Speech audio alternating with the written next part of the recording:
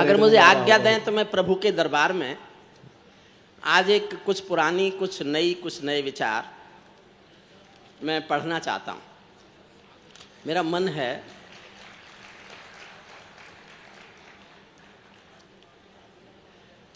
एक तो मेरी कुछ पंक्तियाँ बिल्कुल नई सुनना।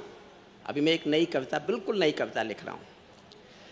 आखिर तुमको हासिल क्या था पिछले 70 सालों में। कश्मीरी भाइयों से बात कर रहा हूं। आखिर तुमको हासिल क्या था पिछले 70 सालों में। सब संसाधन कैद पड़े थे चंद सियासी तालों में। सब संसाधन कैद पड़े थे चंद सियासी तालों में। कश्मीरी तहजीब जहां में प्यार वफा का वंदन थी। काश्मीरियत धरती पर मानवता का अभिनंदन थी। काश्मीरियत भारत माँ का, काश्मीरियत धरती पर मानवता का अभिनंदन थी। पत्थर छोड़ो फूल उगाओ आजादी पर गर्व करो। बहुत अच्छी बात। पत्थर छोड़ो फूल उगाओ आजादी पर गर्व करो। हिंदुस्तान को अपना मानो हर मौसम को पर्व करो। काश्मीर के बेटी बेटो, मन मांगता हूं आपको लगे ये इस भावना की बहुत आवश्यकता है। काश्मीर के बेटी बेटो ये अरमान हमारा है। काश्मीर ही नहीं समूचा हिंदुस्तान तुम्हारा है। काश्मीर अच्छा। हमने काश्मीर को साथ नहीं मिलाया, हमने हिंदुस्तान को कश्मीर का हिस्सा बनाया है। आप महसूस करो कि आप हिंदुस्तानी हैं। एक कविता जो पड़ोसी के लिए जरूरत पड़ेगी वो मैं आपको सुना देता हूं। कहीं पढ़ूं तो माफ जी। कुछ कह रहे हैं? नहीं, ताजी ताजी है। देखो भाप दी तक निकल भाप नहीं जो मनवीर को पता चल जाएगा कि ताजी नहीं है। लेकिन इस समय जो मुझे जरूरी कविता लगती है वो मैं सुना। बहुत अच्छी, बहुत अच्छी। केसर घाटी में आतंकी शोर सुनाई देता था। केसर घाटी में आतंकी शोर सुनाई देता था। हिजबुल के हिंसक नारों का जोर सुनाई देता था। मलय समीरा मौसम आदम खोर सुनाई देता था। मलय समीरा मौसम आदम खोर दिखाई देता था। संविधान का डंडा भी कमजोर दिखाई देता था। संविधान का डंडा भी कमजोर दिखाई देता था। लेकिन मौसम बदल रहा है, बहुत बधाई मोदी जी। लेकिन मौसम बदल रहा है, बहुत बधाई मोदी जी। मेरा भारत संभल रहा है, बहुत बधाई मोदी जी। मेरा भारत संभल रहा है, बहुत बधाई मोदी जी। भारत गांधी गौतम का आलोक था। कलिंग विजय से उबा हुआ अशोक था। अब ये जलते हुए पहाड़ों का घर है। बारूदी आकाश हमारे सर पर है। घोर तिमिर में शब्द ज्योति का जलना बहुत जरूरी है। इन कोहराम भरी रातों का ढलना बहुत जरूरी है। घोर तिमिर में शब्द ज्योति का जलना बहुत जरूरी है। मैं युगबोधी कलमकार का धर्म नहीं बिकने दूंगा। चाहे शीश कलम हो जाए कलम नहीं बिकने दूंगा। इसीलिए केवल अंगार लिए फिरता हूं गीतों में। आंसू से भीगा अखबार लिए फिरता हूं गीतों में। आंसू से भीगा अखबार लिए फिरता हूं। आंसू से भीगा अखबार लिए फिरता हूं गीतों में। ये पाकिस्तानी गालों पर दिल्ली के चांटे होते। आपको लगे एक ही काम करना चाहिए था, गलती कहां हो गई। तो एक पंक्ति पर आपका मन मांगता हूं, देखना चाहता हूं कितने लोग मेरा साथ देते हैं। ये पाकिस्तानी गालों पर दिल्ली के चांटे होते। गर हमने 2 के बदले में 20 शीश काटे होते। गर हमने 2 के बदले में 20 शीश काटे होते। बार बार दुनिया के आगे हम ना शर्मिंदा होते। और हमारे सारे सैनिक सीमा पर जिंदा होते। और हमारे सारे सैनिक सीमा पर जिंदा होते। ये कैसा परिवर्तन था खुददारी के या चरणों में। सेना का सम्मान पड़ा था चरमपंथ के चरणों में। किसका खून नहीं खोलेगा सुन पढ़कर अखबारों में। सिंहों की गर्दन कट गई थी चूहों के दरबारों में। सिंहों की गर्दन कट गई थी चूहों के दरबारों में। बार बार की गद्दारी को भारत क्यों सह जाता है। और अगली पंक्ति आपके दिल में भी वही बात हो जो मैंने लिखी है। बार बार की गद्दारी को भारत क्यों सह जाता है। ज्यादा संयम भी दुनिया में कायरता कहलाता है। बहुत ज्यादा अच्छा है, संयम क्या भी बात है, दुनिया वाह, में वाह। कायरता कहलाता है। ज्यादा संयम भी दुनिया में कायरता कहलाता है। हमने 70 साल खो दिए श्वेत कपोत उड़ाने में, खूनी पंजों के गिद्धों को गायत्री समझाने में। भैंस के आगे बीन बजाना बहुत हो चुका, बंद करो। खुद को बिच्छू से कटवाना बहुत हो चुका, बंद करो। नागफनी पर बेला चंपा कभी नहीं खिलने वाले, पत्थर की आंखों में आंसू कभी नहीं मिलने वाले। पत्थर की आंखों में आंसू कभी बहुत नहीं अच्छा। मिलने वाले। बंदूकों की गोली का उत्तर सद्भाव नहीं होता, हत्यारों के लिए हिंसा का प्रस्ताव नहीं होता। कोई विषधर कभी शांति के बीज नहीं बो सकता है, और भेड़िया शाकाहारी कभी नहीं हो सकता है। और भेड़िया शाकाहारी कभी नहीं हो सकता है। और भेड़िया शाकाहारी कभी नहीं हो सकता है। हिजबुल लश्कर जो हत्यारी टोली हैं, हिजबुल लश्कर जो हत्यारी टोली हैं, साजिश की षड्यंत्रों की हम जोली हैं। जब तक इनका काम तमाम नहीं होगा, जब तक इनका काम तमाम नहीं होगा, उग्रवाद से युद्ध विराम नहीं होगा। उग्रवाद से युद्ध विराम नहीं होगा। मैं चंदर बरदाई ललकार लिए फिरता हूँ गीतों में, आंसू से भीगा अखबार लिए फिरता हूँ गीतों में, आंसू से। था क्या, होता क्या रहा। 70 साल की भारत पाकिस्तान की कहानी सुनो। मैं भारत के एक भी व्यक्ति के खिलाफ कभी भी नहीं बोलता जब तक सिद्ध ना हो जाए कि वो देशद्रोही है, चाहे हिंदू हो, मुस्लिम हो, सिख हो, ईसाई हो। वो मेरा निशाना है। इस देश की जनता मेरा निशाना नहीं है। कश्मीर की जनता को निशाना मैंने कभी नहीं बनाया। वो गद्दार लोग जो विदेशी पैसे पर इस देश की असमत से खेल रहे थे, मेरा निशाना वो है, चाहे मुसलमान हो, चाहे हिंदू हो, चाहे सिख हो, चाहे ईसाई। सुनिएगा आप मैं जो कहना चाहता हूं। बहुत अच्छी बात है, क्या बात पीपल है। छाया मांग रहा था यूं की करके पेड़ों से। मैं गांव का आदमी हूं, देहात में रहता हूं। 135 करोड़ का नेता, हमने क्या क्या नहीं किया। बिना बुलाए घर गए चाय पीने, इसके बावजूद भी आपका यह व्यवहार। मैं गांव की उपमा दे रहा हूं, कैसा लगा मुझे। मैं गुस्सा हुआ था मोदी जी से इस बात पर कि आप क्यों गए उसके यहां बिना बुलाए। तो उन्होंने तो कहा मैं तो कोशिश कर रहा था शांति आ जाएगी, मैं कल ले आए। लेकिन कैसा लगा मुझे। पीपल छाया मांग रहा था यूं की करके पेड़ों से, जैसे कोई शेर सुरक्षा मांग रहा हो भेड़ों से। जैसे कोई शेर सुरक्षा, और अगली पंक्ति पर मन मांगता हूं, जैसे कोई शेर सुरक्षा मांग रहा हो भेड़ों से। जैसे कोई मोती खोजे झीलों की गहराई में, जैसे कोई मोती खोजे झीलों की गहराई में, हम कस्तूरी खोज रहे थे उल्लू की परछाई में। हम कस्तूरी खोज उल्लू की परछाई में। धरती पर हत्यारे बंदूकों ने तर्पण नहीं किया, दुनिया में आतंकवाद ने कभी समर्पण नहीं किया। ये केवल कुचला जाता है, दूसरी राह नहीं होती। संकल्पों के निर्णय को जग की परवाह नहीं होती। जिस दिन भारत आतंकों पर पूर्ण विजय पा जाएगा, उस दिन पाकिस्तान हमारे चरणों में आ जाएगा। उस दिन पाकिस्तान हमारे चरणों में आ जाएगा। उस दिन पाकिस्तान हमारे चरणों में आ जाएगा। जिनके कारण पूरी घाटी जली दुल्हन सी लगती थी। फिर बधाई देता हूं, मैंने जीवन भर सरकारों के समर्थन में कभी कुछ लिखा नहीं, लेकिन इस सरकार ने मुझे मजबूर किया कि मैं सरकार को सैल्यूट करूं, देश के प्रधान को सैल्यूट करूं, देश के गृह मंत्री को सैल्यूट करूं। जिनके कारण मेरा शिल्प देखना मनवीर, तुझे समर्पित करता हूं। जिनके कारण पूरी घाटी जली दुल्हन सी लगती थी, पूनम वाली रात चांदनी चंद्र ग्रहण सी लगती थी। जिनके कारण माँ की बिंदी दाग दिखाई देती थी, वैष्णो देवी माँ के घर में आग दिखाई देती थी। उनके पैरों बेड़ी जकड़ी गई बधाई मोदी जी, उनके पैरों बेड़ी जकड़ी गई बधाई मोदी जी। उनके फन पर एड़ी रगड़ी गई बधाई मोदी जी, उनके फन पर एड़ी रगड़े गई बधाई मोदी जी, उनके फन पर एड़ी रगड़ी गई।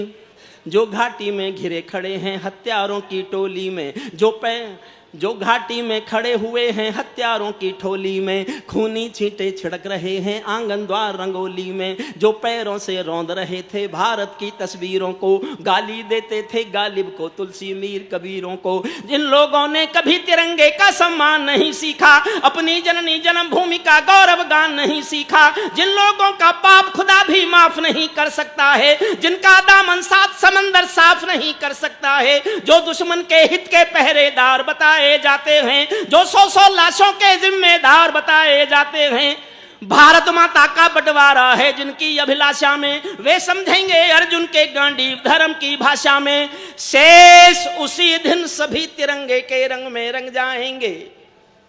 समर्थन मांगता हूं, देखना चाहता हूं मेरा हौसला कितना बढ़ाते हो। शेष उसी दिन सभी तिरंगे के रंग में रंग जाएंगे, जिस दिन 100 गद्दार वतन के सूली पर टंग जाएंगे, जिस दिन 100 गद्दार वतन के सूली पर टंग। हर संकट का हल मत पूछो आसमान के, अंतिम छंद पढ़ रहा हूं सुनना।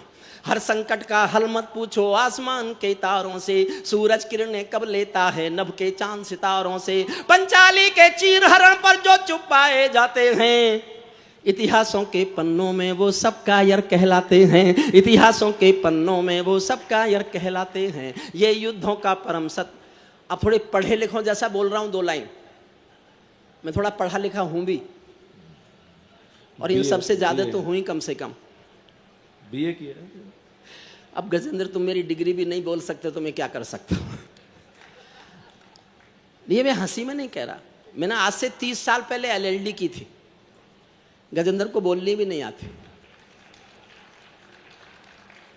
मैंने LLD की, कानून की आखिरी पढ़ाई है, जिसके बाद दुनिया में कानून की कोई पढ़ाई नहीं है। तो मैंने मुझसे पूछा क्या किया भाई साहब, मैंने कहा LLD कर ली। तो मुझसे एकदम तुरंत छुटते बोला आप B.Ed नहीं कर सकते थे। मुझे उस दिन पता चला कि ये बिहार का टॉपर रहा है। मनबीर 2nd पोजीशन थी। होते तो बिहार में टॉपर ही है, पर बीच बीच में कोई आके फंस जाता है। वो मनबीर फंस गया था दोस्तों। अंतिम पंक्तियां सुन लेना साहब, और अंतिम 2 लाइन मैंने बहुत मन से लिखी हैं। मैं चाहूंगा कि आप उनको अपना मेरे नाम के साथ ले जाना। हर संकट का हल मत पूछो आसमान के तारों से, सूरज किरणें कब लेता है नभ के चांद सितारों से, पंचाली के चीर हरण पर जो चुप पाए जाते हैं, इतिहासों के पन्नों में वो सब। आज्ञा दें तो मैं ये खत्म कर रहा हूं आधी मिनट में। एक 4 मिनट की करगिल के शहीदों पर मेरी कविता है, गजेंद्र भाई की आज्ञा हो तो मैं वो सुना के जाना चाहता हूं। 4 मिनट की कविता है, कुल 4 मिनट की। ये मैं समाप्त कर लूं इसका। ताली बजाओ ताली। ऐसे खामोश बैठोगे तो यहीं बंद कर देंगे। नहीं, बहुत मन से सुन रहे हैं, इतनी तालियां बजा रहे हैं, इतने मन से। मैंने तो सोचा था कि गजेंद्र पहले जैसा इतिहास आज फिर दोहरा जाएगा। मैं गजेंद्र के कई प्रोग्रामों में बिना कविता पढ़े पैसे ले गया, क्योंकि जो समय सीमा होती है तब तक इसके कभी खत्म ही नहीं होते। मेरा नंबर आने तक पुलिस आ जाती है। अब आपने कैसे रोकी मैं नहीं जानता। चिंता नहीं करो, सोता भी तैयार है और हम भी तैयार हैं। आपको पढ़ो आप तो। नहीं तो मैं आज भी ये उम्मीद कर रहा था कि मैंने गजेंद्र से कहा था कि आज भी शायद ऐसा होगा, लेकिन सचमुच में सैल्यूट करता हूँ आप जिस मन से सुन रहे हैं। कविता सुनने का मन होता है, कविता सुनने की भीड़ की कोई सीमा नहीं होती। हर संकट का हल मत पूछो आसमान के तारों से, सूरज किरणें कब लेता है नभ के चांद सितारों से, पंचाली के चीर हरण पर जो चुप पाए जाते हैं, इतिहासों के पन्नों। ध्यान से सुनना 4 पंक्तियां। ये युद्धों का परम सत्य है पूरा जगत जानता है, ज्ञान दे रहा हूं। ये युद्धों का परम सत्य है पूरा जगत जानता है, लोहा और लहू जब लड़ते हैं तो लहू हारता है, जो खूनी दंशों को सहने वाला राजवंश होगा, या तो महामूर्ख होगा या कोई परमहंस होगा, या तो महामूर्ख होगा या कोई परमहंस होगा, या तो महामूर्ख होगा या कोई परमहंस होगा, और कोई या तो महामूर्ख होगा या कोई परमहंस होगा। धरती अंबर और समंदर को ये भाषा समझा दो, भारत एक अखंड राष्ट्र है, सवा अरब की ताकत है, कोई हम पर आंख उठा ले किसकी भला हिमाकत है। धरती अंबर और समंदर को ये भाषा समझा दो, दुनिया के हर पंच सिकंदर को ये भाषा समझा दो। अब खंडित भारत माँ की तस्वीर नहीं होने वाली, कश्मीर किसी के अब्बा की जागीर नहीं होने वाली, कश्मीर किसी के अब्बा की जागीर नहीं होने वाली। बढ़ते बढ़ते कोई फोड़ा जब नासूरी होता है, ये पड़ोसी की तरफ इशारा कर रहा हूं, मेरा साथ देना। बढ़ते बढ़ते कोई फोड़ा जब ना सूरी होता है, उस फोड़े में चीरा लगना बहुत जरूरी होता है। समझे आप? बधाई आपको देना चाहता हूं, अगली बात भी समझेंगे। उस फोड़े में चीरा लगना बहुत जरूरी होता है। अर्ध सदी के सब भूलों का समाधान हो जाने दो, अर्ध सदी के सब भूलों का समाधान हो जाने दो। सब समझौते मरे पड़े हैं, पिंडदान हो जाने दो। पर्वत को बाजू में तोलो, शोले भरो निगाहों में। आंसू की पूजा मत करना बलिदानों की राहों में। तुम भी सीमा रेखा तोड़ो, आगे बढ़ जयनाद करो। 48 में खोया था जो कश्मीर आजाद करो, 48 में खोया था जो कश्मीर आजाद करो। पीढ़ी तुमको, 2 लाइन जो मैं कहना चाहता था, पीढ़ी तुमको याद करेंगी, पीढ़ी तुमको याद करेंगी कल स्वर्णिम इतिहासों में। सदियों सदियों महकोगे तुम भारत माँ की सांसों में, सदियों सदियों महकोगे। मैं करगिल के शहीदों, पानी पिला दी। कविता के प्रारंभ में एक घोषणा करता हूं। भगवान गणेश जी की हम प्रतिमा के नीचे बैठे, प्रत्यक्ष तो किसी ने देखे नहीं। हमारे रक्षक देवता हैं राम, भगवान राम भी हमारे रक्षक देवता हैं, लेकिन मैंने नहीं देखे साहब। भगवान कृष्ण भी हमारे रक्षक देवता हैं, लेकिन मैंने नहीं देखे साहब। भैया बैठ जाइए प्लीज, प्लीज बैठ। ये भगवान जो हमारे रक्षक हैं मैंने नहीं देखे। मैंने जो अपने रक्षक देवता देखे हैं, ये वो फौजी हैं जो वर्दी पहनकर सीमा पर खड़े हैं और हमारी रक्षा। बहुत अच्छा है, क्या मैं उनको सैल्यूट करना चाहता हूं, उनको सैल्यूट करना चाहता हूं। और एक निवेदन करके जाना चाहता हूं भगवान गणेश जी की मूर्ति के सामने। मेरा एक अनुरोध है सबसे, मैं जहां जब भी कविता पढ़ता हूं मैं लोगों से कहता हूं, आप सब जब कहीं किसी रेलवे स्टेशन पर, बस अड्डे पर, हवाई अड्डे पर किसी भी सैनिक को वर्दी में जाते हुए देखें तो खड़े होकर ताली बजाकर उसका सम्मान कीजिए। उसके लगे पूरा देश उसके साथ खड़ा हुआ है, पूरा देश उसके साथ। मेरठ में जहां रहता हूं वहां एक कैप्टन मनोज तलवार का पार्थिव शरीर करगिल युद्ध में शहीद हुए थे, वो आया था। वो मेरे कॉलेज के विद्यार्थी थे, तो मैंने वो उनकी अंतिम शव यात्रा देखी थी। बहुत पीछे से बहुत भीड़ थी, मैं आगे जा नहीं पाया, अंतिम दर्शन भी मैं नहीं कर पाया। भीड़ में पीछे खड़े होकर भीगी आंखों से एक मैंने छोटी सी कविता लिखी। 4 मिनट की कविता, मन से सुन लीजिए। मेरे पास कविता के नाम पर इससे अच्छा कहने के लिए कुछ नहीं है। मैं जोश में कुछ ऊपर, गला ऊपर चला गया, मेरा थोड़ा सा गला बैठ गया है, जो कल तक ठीक हो जाएगा। मैं केशव का 5 जन्म भी गहन मौन में खोया हूं। गीत मेरी विधा, गीत आदरणीय पूनम जी लिखती हैं, गाती हैं, सभी लिखते हैं गीत, सभी गाते हैं। और गजेंद्र के तो ये अरुण जैमिनी ने आज बहुत महत्वपूर्ण बात कही जो मेरे दिल में थी। गजेंद्र सोलंकी हिंदुस्तान का पहला ओज का कवि है जिसकी शैली गीत में है। गीत में शैली का ओज कवि एकमात्र अकेला कवि है जिसके गीत सुनते हुए, ओज ओज ओज का उच्चतर शिखर सुनते हुए भी गीत की भाषा से वो कभी विमुख नहीं होता। मैं कभी कभी हो जाता हूँ, थोड़ा चला जाता है वो इधर उधर, लेकिन उनका नहीं जाता। ये अरुण जैमिनी ने आज एक बहुत महत्वपूर्ण बात कही, जबकि अरुण जैमिनी इतना ज्ञानी नहीं है लेकिन आज गणेश जी के चरणों में खड़ा था तो हरियाणा वाला भी कुछ अच्छी बात कह गया, इसलिए नहीं, बहुत अच्छी अरुण, सचमुच तुम्हारे मुंह से अच्छी बात निकली और मेरी विधा के लिए निकली, इसलिए तुमको बधाई दी जा सकती है। मैं केशव का 5 जन्म भी गहन मौन में खोया हूं, उन बेटों की याद कहाँ।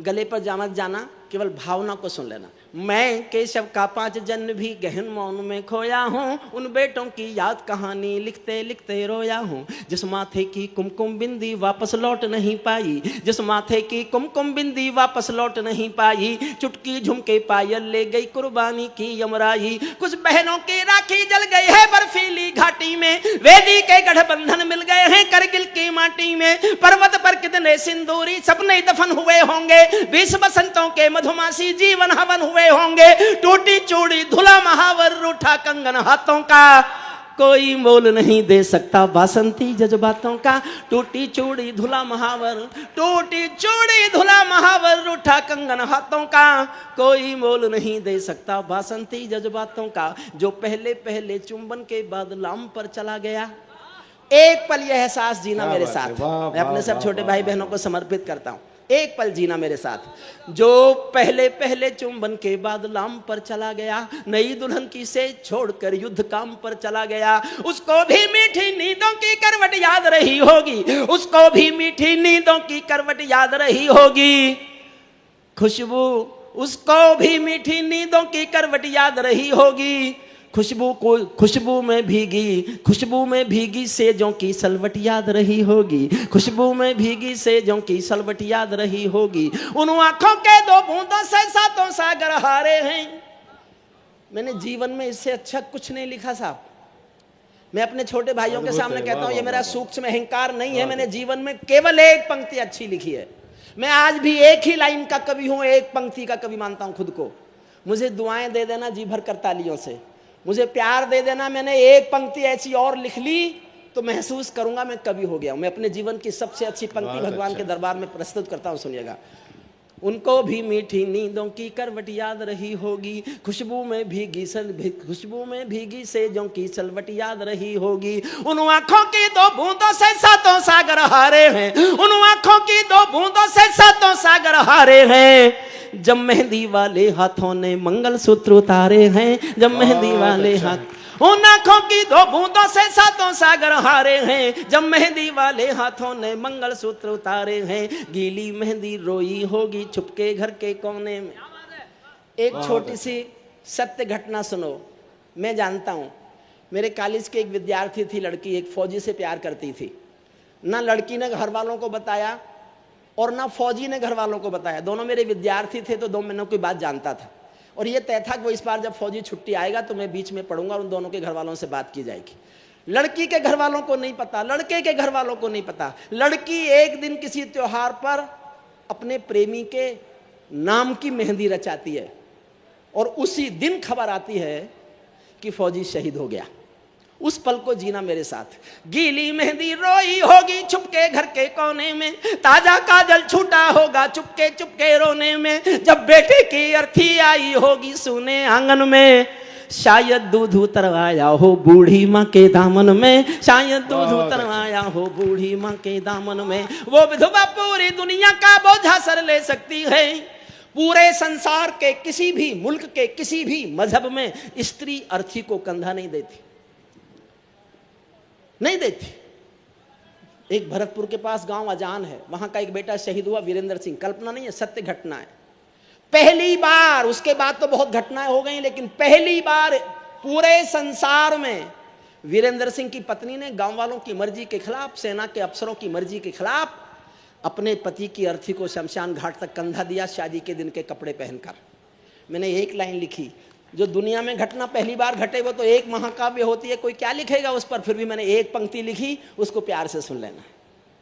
वो विधवा पूरी दुनिया का बोझा सर ले सकती है, वो विधवा पूरी दुनिया का बोझा सर ले सकती है, जो अपने पति की अर्थी को भी कंधा दे सकती है, जो अपने पति की अर्थी को भी कंधा दे सकती है। मैं ऐसी हर देवी के चरणों में शीश झुकाता हूँ, इसीलिए मैं कविता को हथियार बना कर गाता हूँ, इसीलिए मैं कविता को हथियार बना कर गाता हूँ। जिन बेटों ने पर्वत काटे हैं अपने नाखूनों से, सैनिक के शौर्य पर बोलता हूं, केवल 6 पंक्ति सुनना। जिन बेटों ने पर्वत काटे हैं अपने नाखूनों से, उनकी कोई मांग नहीं है दिल्ली के कानूनों से। जो सैनिक सीमा रेखा पर ध्रुव तारा बन जाता है, उस कुर्बानी के दीपक से सूरज भी शर्माता है। गर्म दहानों पर तोपों के जो सीने अड़ जाते हैं, उनकी गाथा लिखने को अंबर छोटे पड़ जाते हैं। उनके लिए हिमालय कंधा देने को झुक जाता है, कुछ पल को सागर की लहरों का गर्जन रुक जाता है। उस सैनिक के शव का दर्शन तीर्थ जैसा होता है, चित्र शहीदों का मंदिर की मूरत जैसा होता है। चित्र, अंतिम पंक्तियां पढ़ता हूं। क्या ये देश उन्हीं का है जो सीमा पर मर जाते हैं? क्या बात है, अच्छा है, अच्छा है, वाह वाह वाह वाह। मन से सुन लेना साहब, 4 लाइन और बस। मेरे छोटे भाई गजेंद्र गोविंद और मनवीर मधुर दोनों ओज के कल के सूरज हैं वो, मैं तो डूबता सूरज हूं।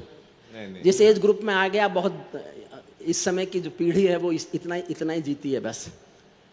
लेकिन सौंपता हूं उनको ये ध्वजा, और मेरा मन सुनिएगा। क्या ये देश उन्हीं का है जो सीमा पर मर जाते हैं, अपना खून बहाकर टीका सरहद पर कर जाते हैं। ऐसा युद्ध वतन की खातिर सबको लड़ना पड़ता है, संकट की घड़ियों में सबको सैनिक बनना पड़ता है। जो भी कौम वतन की खातिर मरने को तैयार नहीं, उसकी संतति को आजादी जीने का तैयार नहीं, उसकी संतति को आजादी जीने का अधिकार नहीं। सैनिक अपने प्राण गंवा कर देश बड़ा कर जाते हैं। मैंने राजनीति के लिए सबसे कठोर पंक्ति लिखी है, इससे कठोर पंक्ति मैंने राजनीति के लिए कुछ नहीं लिखी। आप में से कोई लोग राजनीति के लोग हों, लेकिन मैं पढ़ा लिखा हूं, मैंने इतनी चालाकी से लिखी है कि नेताओं की समझ में आए ही नहीं, और आए भी तो समझ में इतनी देर में आए जितनी देर में मैं निकल लूं। सोचना मैं अंतिम पंक्तियां पढ़ रहा हूं 4। बहुत अच्छा प्रणाम करता हूं, अभिवादन करता हूं। आदरणीय बिंदल साहब से शायद मेरी बात हुई थी, और सबको बहुत बहुत प्रणाम। आप जितनी देर तक बैठे, मैं समझता हूँ 12 बजे के बाद ये बैठना सब वही ओवर टाइम है, जैसे कभी कभी बहुत मजबूरी में करना पड़ता है। सुनिएगा, सैनिक मैंने कितनी चालाकी से कितनी कठोर बात कही है, बस ये कह के प्रणाम करता हूँ। सैनिक अपने प्राण गंवा कर देश बड़ा कर जाते हैं, सैनिक अपने प्राण गंवा कर देश बड़ा कर जाते हैं। बलिदानों की बुनियादों पर राष्ट्र खड़ा कर जाते हैं। जिनको भी माँ के बेटों से प्यार नहीं होगा, जिनको भी भारत माँ के बेटों से प्यार नहीं होगा, उन्हें तिरंगे को लहराने का अधिकार नहीं होगा। उन्हें बहुत बहुत धन्यवाद। मैं विशिष्ट काम के लिए आया हूं। दरअसल अब 3 ही कवि शेष हैं। शेष तो दरअसल अकेले आदरणीय संतोष आनंद जी हैं, उनकी भूमिका में हम 2 कवि हैं, दीपक सैनी और मैं। तो मैं दीपक सैनी को आमंत्रित करने के लिए खड़ा हुआ हूं। विजय काका जी ने बहुत शानदार काव्य पाठ किया, उन्हें बधाई देता हूं। ये दीपक कमाल करता है साहब, दीपक का अद्भुत काम है। मिमिक्री के मामले में तो मेरे ख्याल से इससे बेहतर कोई कवि है ही नहीं। ये जो आवाज निकालता है कवियों की, नेताओं की, वो अद्भुत है। हास्य इसके अंदर भरा हुआ है। और सबसे बड़ी बात यह है कि दीपक सैनी को मैं काव्य पाठ के लिए आमंत्रित करना चाहता हूं। बहुत शानदार कवि है, जानदार कवि है। रोटरी क्लब का इस आयोजन को पहले बधाई देता हूं। आप रोटरी क्लब को बधाई देता हूं और आमंत्रित करना चाहता हूं दीपक सैनी को। एक बार जोरदार तालियां बजाकर आप स्वागत कर दें भाई दीपक सैनी।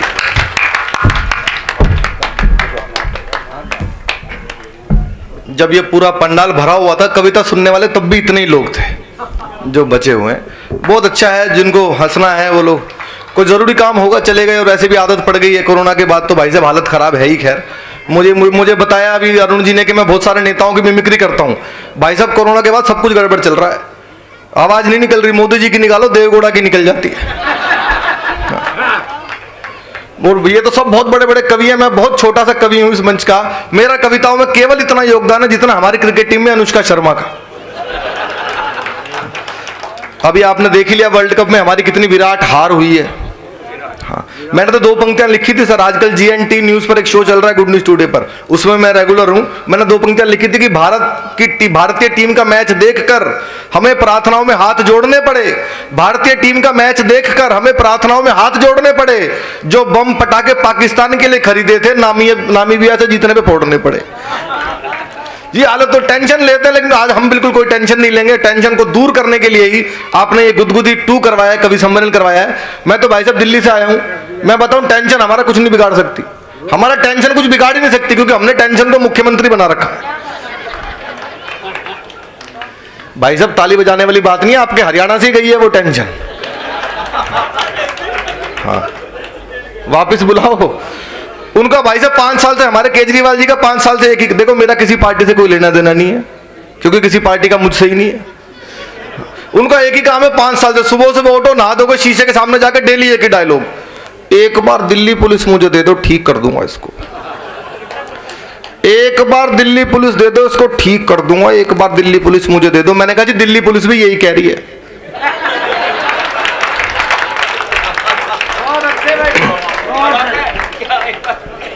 एक बार दे दो बस। ये टेंशन है चौधरी साहब, अलग अलग तरह की टेंशन चल रही है। कोरोना आ गया, इतनी अंग्रेजी आ गई कोरोना काल में, भाई साहब अनपढ़ आदमी भी अंग्रेज हो गया। Quarantine, vaccination, sanitization, isolation. अब वो बेचारा कोई गरीब आदमी है, रेडी पटरी वाला, उसको अंग्रेजी आती नहीं भाई साहब। एक रोज मेरे घर पे आ जाता, बोला भाई साहब सैनिटाइजर है क्या? मैंने कहा नहीं है भाई। अगले दिन फिर आया, बोला भाई साहब सैनिटाइजर है क्या? मैंने कहा अगले दिन फिर आया, बोला भाई साहब सैनिटाइजर है क्या? मैंने कहा यार मैं कहां से लाऊं? बोला आप सैनी हो। मैंने कहा मैं सैनी हूं तो सैनिटाइजर मांग लिया, अच्छा है मैं चड्डा नहीं हूं। चौधरी साहब बहुत टेंशन चल रही है, हर तरफ टेंशन है। हम देखो अभी कोरोना खत्म हो रहा है, डॉक्टर्स ने वैक्सीन बनाई, हमारे साइंटिस्ट ने जोर लगाया वैक्सीन बनाई। हमारे दिल्ली में भी डेंगू था, डेंगू खत्म हो गया भाई साहब दिल्ली में। पता कैसे खत्म हुआ? केजरीवाल जी ने पूरी दिल्ली में बड़े बड़े होर्डिंग लगवाए 200-200 फुट के, उस पर लिखवाया डेंगू का मच्छर साफ पानी में भी पनप सकता है, नीचे उनका फोटो।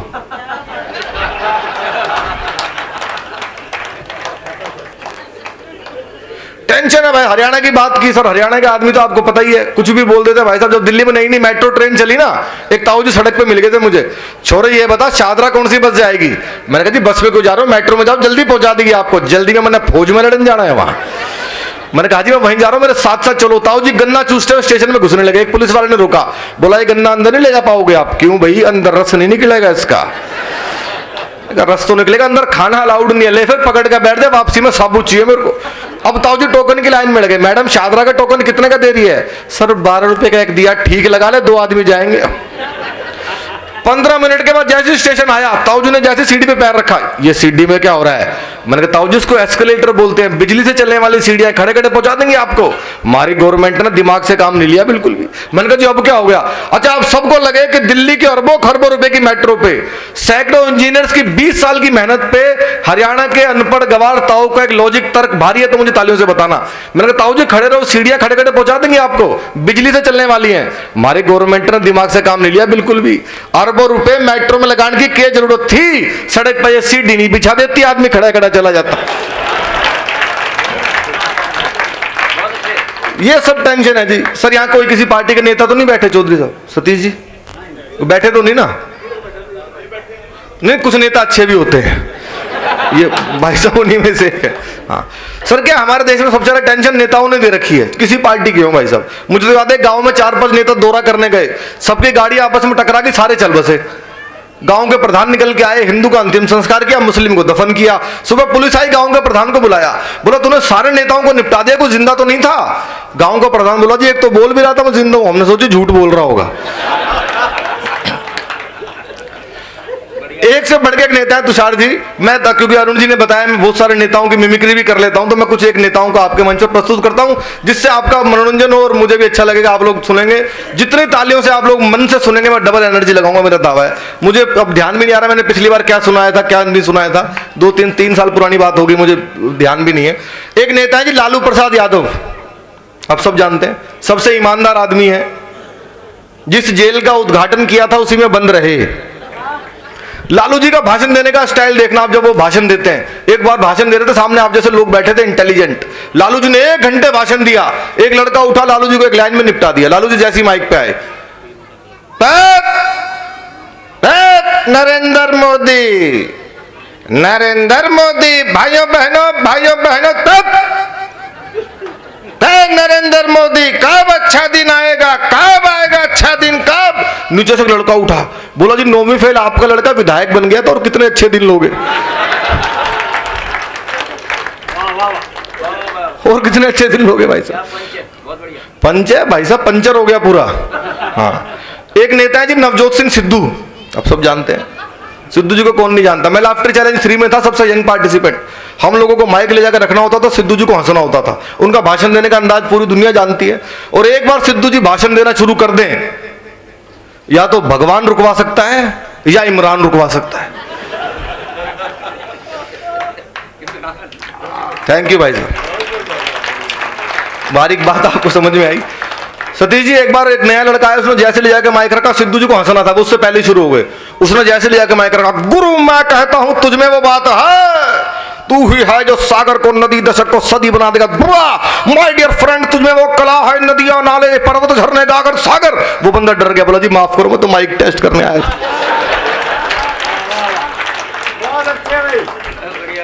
सर एक से बढ़ के एक नेता है सर, लेकिन एक नेता ऐसे ढूंढे जिनका भाषण 3 पीढ़ियां नहीं समझ पाई। मुलायम सिंह यादव। अच्छा, मुझे नहीं आया समझ में, मेरे पिताजी को समझ में नहीं आया, दादाजी भी बिना समझे ही चले गए। पता नहीं क्या बोल रहे हैं, क्यों बोल रहे हैं, किसके लिए बोल रहे हैं। मुलायम सिंह जी एक बार भाषण दे रहे थे, किसी ने अखिलेश जी से पूछा, बोला आपके पिताजी ने क्या कहा? बोला उन्होंने जो भी कहा ठीक कहा। क्या कहा उनको भी नहीं पता। पिछले दिनों भाषण दे रहे थे और यही समझ आ रहा था राहुल ने मरवा दिया, इसके अलावा कुछ भी नहीं पता। उन्होंने जैसे ही भाषण देना शुरू किया, उत्तर पड़ेगा हमारे हवाई चली वो लहरू डायरी में लिखे थे, मैं राहुल ने मरवा दिया। इसकी इको खत्म कर दो, इको। भाई साहब कुछ समझ नहीं आया, थोड़ी टीवी की आवाज तेज, इको खत्म कर दो बिल्कुल, है हल्का सा बेस दे दो। ऐसा करवाना लगता है कि कभी पढ़ा लिखा है थोड़ा सा, और कोई बाकी माइक ठीक है आपका, बहुत बढ़िया माइक है। कुछ समझ नहीं आया भाई साहब, मैंने कहा पता नहीं क्या बोल रहे हैं, थोड़ी टीवी की आवाज तेज की, फिर शुरू हुए हमारे चली गई पहलने के डायरी में लिख के जितनी चली गई हमारे राहुल ने मरवा दिया।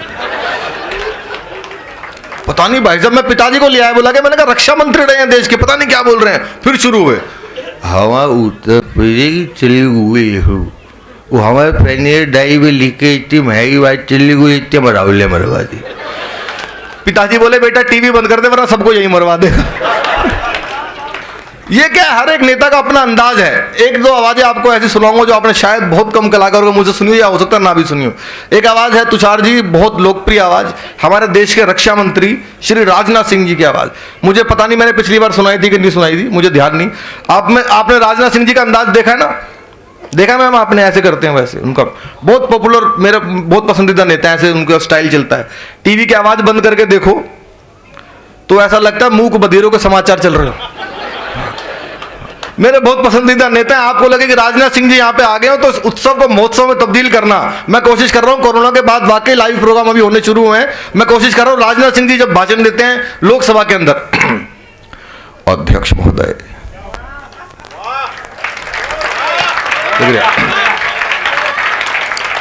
मैं यह कहना चाहता हूं कि पाकिस्तान को यह स्पष्ट कर दिया गया है कि पाकिस्तान से अब कश्मीर पर कोई बात नहीं होगी, बात यदि होगी तो पीओके पर होगी, कश्मीर पर अब कोई बात नहीं होगी। अपना उनका अंदाज है। सीटी मत बजा यार, और बजी भी नहीं ढंग से उससे, उसकी भी कोरोना में प्रैक्टिस छूटी हुई है सीटी बजाने की। वो भी बहुत दिनों बाद प्रोग्राम कर रहा है। एक आवाज है इन दिनों जो पूरी दुनिया में गूंज रही है सतीश जी, हमारे प्रधानमंत्री मोदी जी की आवाज। मोदी जी का भाषण सब लोग सुनते हैं, जो पसंद करता है वो भी सुनता है, जो नहीं करता वो 2 बार सुनता है। भाई पॉपुलर तो है ही, इसमें तो कोई दो राय नहीं। हम तो मुस्लिम कंट्रीज में भी जाते हैं, देखते हैं, दुबई और ओमान में भी मोदी जी का भाषण सुनते हैं। तो मोदी जी की आवाज में सुनाता हूं। मोदी जी अगर आपके इस पंडाल में आते, इस प्रोग्राम में आते, अच्छा उससे पहले मैं 4 पंक्तियां सुनाता हूं मोदी जी के ऊपर, क्योंकि मैंने अभी तक कोई कविता आपके बीच में नहीं सुनाई है। हमारा किसी पार्टी से कोई ना कोई समर्थन है ना कोई विरोध है, हम तो किसी एक सब्जेक्ट पे बात करते हैं, इस सब्जेक्ट पे अच्छा हुआ या बुरा हुआ। एक मुद्दा था पिछले दिनों, धारा 370 जम्मू कश्मीर का मैटर, वो निपटाया गया, आखिरकार वो निपटा। तो मैंने 4 पंक्तियां लिखी थी सतीश जी, आप किसी भी पार्टी के हो, किसी दल के हो, लेकिन आपको लगे कि ऐसा हुआ है तो कश्मीर का पूरा इतिहास मैं केवल 4 पंक्तियों में देता हूं। चौथी पंक्ति आपको समझ में आ जाए तो आपकी तालियां आनी चाहिए। देखना भाई साहब, कश्मीर का पूरा इतिहास केवल 4 पंक्तियों में है, और उसके अंतिम पंक्तियां अंग्रेजी, सारी अंतिम काफिया उसका अंग्रेजी में। सुनिएगा, देश तो आजाद हुआ और जिंदाबाद हुआ, पूरा इतिहास है कश्मीर का। देश तो आजाद हुआ और जिंदाबाद हुआ, जलता रहा तिरंगा कश्मीरी लैंड में। देश तो आजाद हुआ और जिंदाबाद हुआ, जलता रहा तिरंगा कश्मीरी लैंड में। भारत हो मुर्दाबाद और पाक जिंदाबाद, यही धुन बजती घाटी के हर बैंड में। जन विश्वास जगा, भावी इतिहास जगा, और देश सौंप दिया मोदी जी के हैंड में। 70 बरस से कलंक थी जो धारा वह, मोदी ने उखाड़ फेंकी 70 सेकंड में।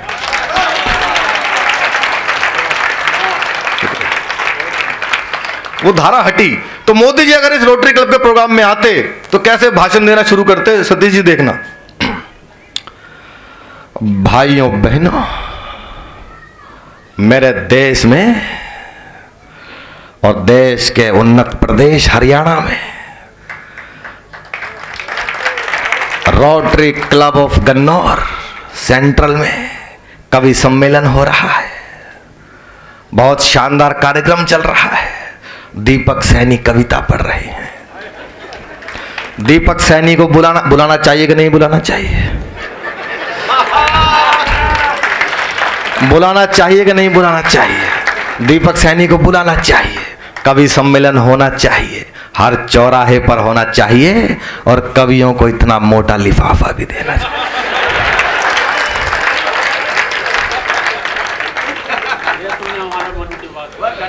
तो भाइयों बहनों, ये उनका अपना अंदाज है। अभी पिछले दिनों घटना घटी थी 4-5 साल पहले, आप सबने देखा होगा कि महिलाओं की चोटी काट के ले गया कोई, पता है ना भाई साहब? आज तक नहीं पता वो किसने काटी। कई तो रिपोर्टर्स की कट गई जो वहां रिपोर्टिंग करने गई, ये नहीं पता लगा किसने काटी वो। मोदी जी मेरे सपने में आए, मैंने पूछा मोदी जी चोटियां कौन काट रहा है? मोदी जी ने भाषण दिया, पीछे पीछे केजरीवाल आए। आपको लगे दोनों लोग इस टॉपिक पे यही बोलते तो आनंद लेना दोनों की आवाज का, अंदाज का। मोदी जी आए। भाइयों बहनों, मेरे देश में कोई चोटी काट कर ले जा रहा है, कोई चोटी काट कर ले जा रहा है, और ये हमारी माता बहनों को केशलेस बना रहा है।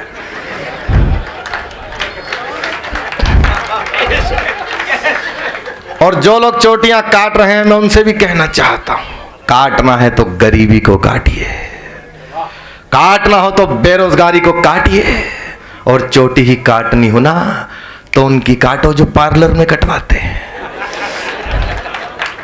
पीछे पीछे अरविंद केजरीवाल जी आए, आपको लगे वो पॉइंट कोमा के साथ बिल्कुल यही बोलते तो एक भी हाथ खामोश ना रहे। केजरीवाल जी से पूछा, भाई साहब सबकी चोटी कौन काट के ले जा रहा है? ये नरेंद्र मोदी कटवा रहा है जी सबकी।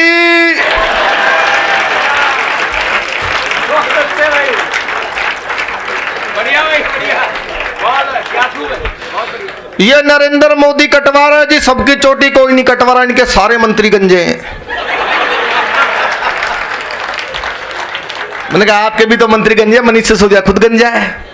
गंजा मत कह देना, मनीष सिसोदिया को गंजा नहीं है, वो गंजा मत कह देना, गंजा नहीं है। लोकपाल मांगते मांगते सर का तिरपाल उड़ गया। ये क्या है, सब नेताओं का अपना अंदाज है। अच्छा, एक बहुत सारी नई नई आवाजें, नए नए अंदाज हैं। एक बिल्कुल नई आवाज आपको सुनाता हूं चौधरी साहब, मजा आ जाएगा आपको, सबको बहुत आनंद आएगा। इन दिनों बहुत पॉपुलर आवाज है वो, राकेश टिकैत जी की आवाज।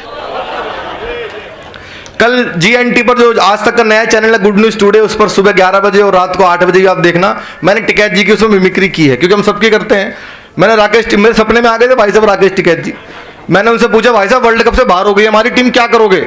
आंदोलन होगा, आंदोलन होगा अब की, और वहां करेंगे उसके घर के बाहर।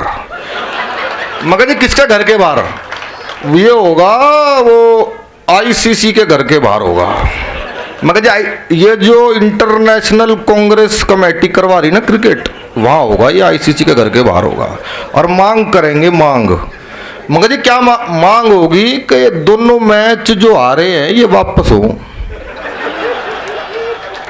ये न्यूजीलैंड पाकिस्तान वाले मैच वापस होंगे जब बात बनेगी ना, ये वापस होंगे। और रन रेट का कानून बनाओ।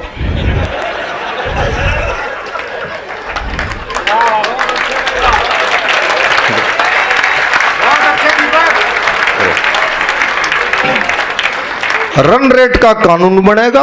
ये रन रेट बढ़ गया, रन रेट घट गया, उसका ज्यादा रेट हो गया। ये रन रेट, रन का रेट किसको जाता है? ये कौन बढ़ाता है रन का रेट? कौन लेता है रन का रेट? पता है किसी को? ये रन रेट का कानून बनेगा। और तीसरी बात, अंपायर हाथ उठा के आउट दे देता है, वो यूं कर देते हैं, फिर वो किसी से बात करे और वो नोट आउट कर देता है। ये कौन है बीच में जो नोट आउट करता है? किससे बात होती है?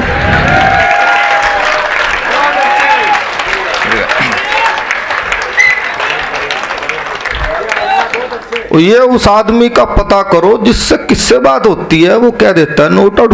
आंदोलन होगा, आपके पिच पे बैठेंगे और ये विकेट की बजाय गन्ने गड़ेंगे पिच पे आपके। आंदोलन होगा जी, आंदोलन। बहुत बहुत शुक्रिया, ये मैंने नई अभी कोशिश की, आपको पसंद आई, थैंक यू, बहुत बहुत बहुत बहुत शुक्रिया, शुक्रिया, शुक्रिया।